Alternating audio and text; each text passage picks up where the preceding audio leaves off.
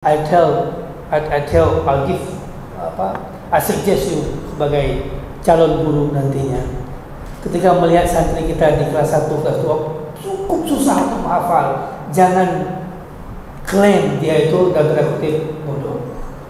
Mungkin dia bodoh kelas 1, kelas 2, tapi dia akan terbang di kelas 3, kelas 4, kelas 5. Tapi ketika you klaim dia bodoh, akan berpengaruh ke apa?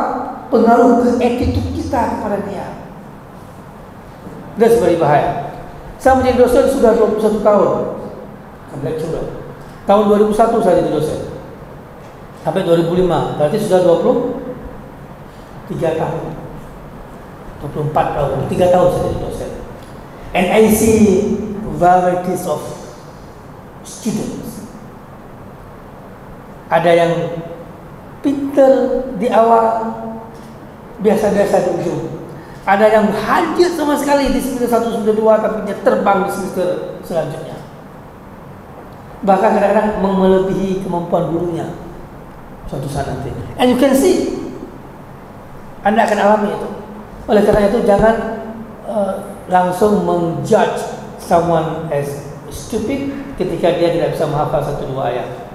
Ketika Anda memposisikan your santri in a position which is not very clever, maka akan pengaruh ke cara Anda bersikap kepada dia. Newton, Anda tidak akan bertanya kepada guru mahasiswa yang Anda anggap tidak pintar. Selalu akan terpengaruh untuk bertanya ke yang Anda anggap pintar. Terpengaruh bertanya kepada yang di depan Anda, tidak Anda bertanya yang di belakang Anda. Beberapa hari yang lalu I hear a speech tentang leadership. Saya suka mendengar YouTube, TED Talks, Inspirational Talk. Apa katanya? Ketika Anda menjadi seorang leader, saya analogikan menjadi ketika kita menjadi seorang guru, maka apa harus kita lakukan kepada siswa kita? Apa? 3 hal. Greet them. Apa itu greet? What is greet? Greeting, sapa dia. Greet them. Sabahul khair. Good morning my students. Apa kabar? Ketemu siswa. Apa kabar nak? Greet them in the class. When you come to the classroom, ketika you masuk ke kelas, walaupun you tak bisa mencapai semua sisantri, Anda kata, apa kabar hari ini? Makan sarapannya enak enggak? So give a chit chat. Apa chit chat? Chit chat, ngobrol dengan dia. Itu greeting namanya. Yang kedua, know them. Apa know them? Kenali mereka. Dengan cara apa? Mengenal namanya. Maka in my class, my students, saya minta mereka classroom conduct saya itu apa?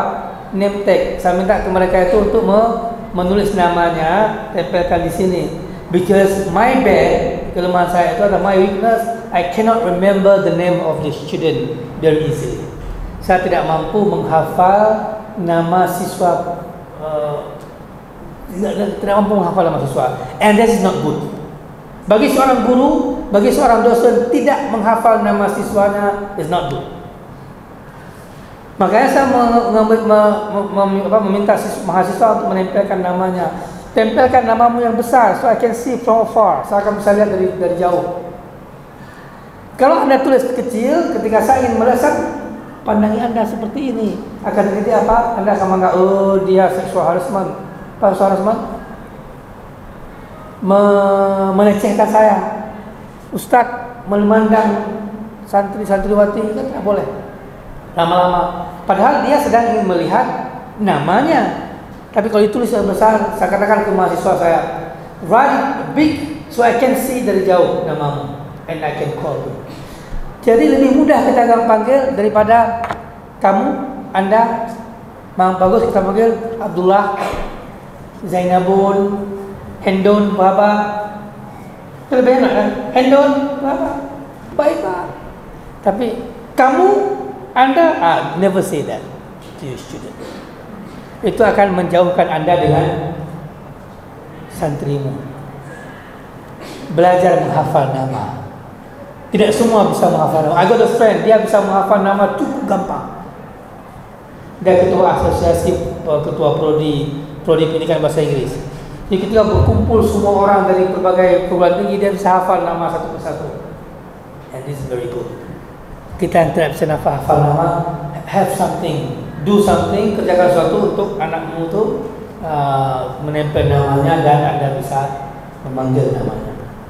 Yang ketiga apa? Grow them. Apa grow them? Tumbuhkan dia, kembangkan dia. Ini yang kita kembangkan. Personalitinya kita kembangkan. Greet them, know them, grow them.